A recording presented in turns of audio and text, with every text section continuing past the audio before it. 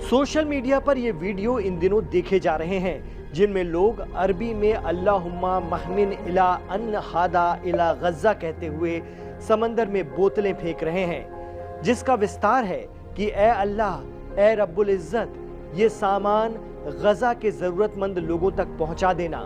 मुझे यकीन है कि ऐसा होगा क्योंकि तू बड़ा रहम करने वाला और मजलूमों का मददगार है। तुझसे ना इल्तिजा करें तो किससे करें। समंदर में बोतलें फेंकने की ये मुहिम मिस्र या इजिप्ट में चलाई जा रही है और समंदर है मेडिटेरियन सी यानी भूमध्य सागर। इस मुहिम का नाम है sea to sea a bottle of hope for Gaza, यानी समंदर से समंदर में उम्मीदों भरी एक बोतल जो गजा के लिए है। लेकिन इन बोतलों में आखिर क्या भरा है और क्यों मुहिम चलाई जा रही है, इसका जवाब इस वीडियो में मिल जाएगा। मिस्र और फिलिस्तीन की सरहद से लगे समंदर के किनारे ये हैं मिस्र की शेख जुवैद फैमिली के बच्चे।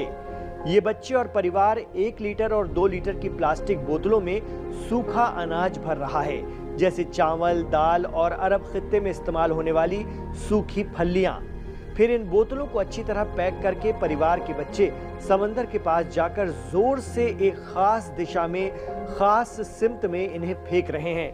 प्लास्टिक की बोतलें पानी में तैरती हुई लहरों के साथ कहां पहुंचेंगी किसी को नहीं पता, लेकिन मिस्र के ऐसे हजारों लोगों को यकीन है कि ये बोतलें गजा पहुंचेंगी और वहां भूख से तड़प रहे लोग इन्हें उठा पाएंगे समंदर के किनारे से। दरअसल गजा में इसराइल की जबरदस्त घेराबंदी के चलते छोटे छोटे बच्चे और महिलाएं जबरदस्त भूख से जूझ रहे हैं।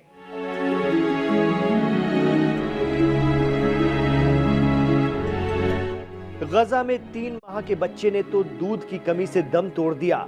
लोग खाना लेने इमदाद सेंटर्स पर पहुंच रहे हैं तो इल्जाम लगता है कि इसराइल की फौज एक साथ 35-40 लोगों को गोलियां मार रही है।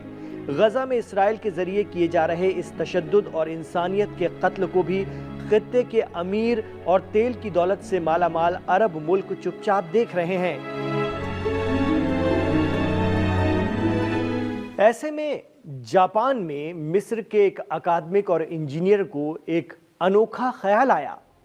गजा में चल रही इसराइली नाकाबंदी और इंसानी मदद को रोकते देख उन्होंने सलाह दी कि समंदर के जरिए खाना भेजना ज्यादा प्रैक्टिकल तरीका साबित हो सकता है।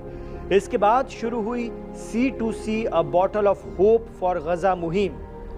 मिस्र के लोगों ने 1 और 2 लीटर की बोतलों को अनाज, चावल, दाल और सूखी खाने वाली चीजें भरकर मेडिटेरियन सी में फेंकना शुरू किया।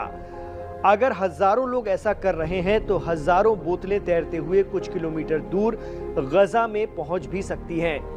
खास बात यह है कि यह सिर्फ एक इमोशनल मुहिम नहीं है, बल्कि एक्सपर्ट ने इसके पीछे के साइंस को भी समझाया है।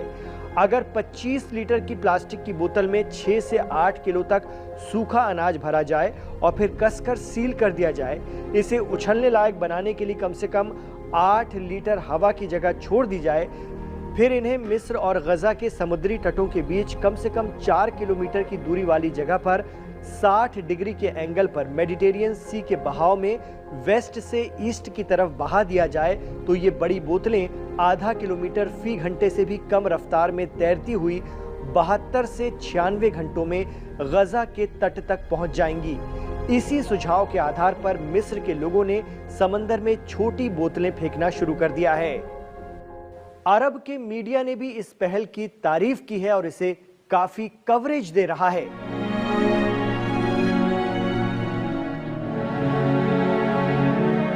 दरअसल ये पहल सदियों पुरानी बोतल के जरिए पैगाम भेजने के तरीके से प्रेरित या मुतासिर है।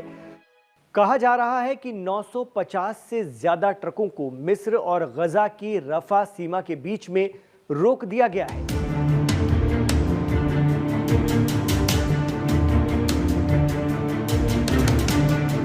खुद यूनाइटेड नेशंस ने कहा है कि इस हफ्ते इस्राएल की फौजों ने 1000 से ज्यादा फिलिस्तीनियों को मार डाला है। इसके अलावा अमेरिका और इस्राएल हिमायती फाउंडेशन लोगों को खाना और अनाज तकसीम करने की मुहिम अपने हाथों में ले चुके हैं, लेकिन वहां से गजा वालों को खाना नहीं बल्कि मौत मिल रही है।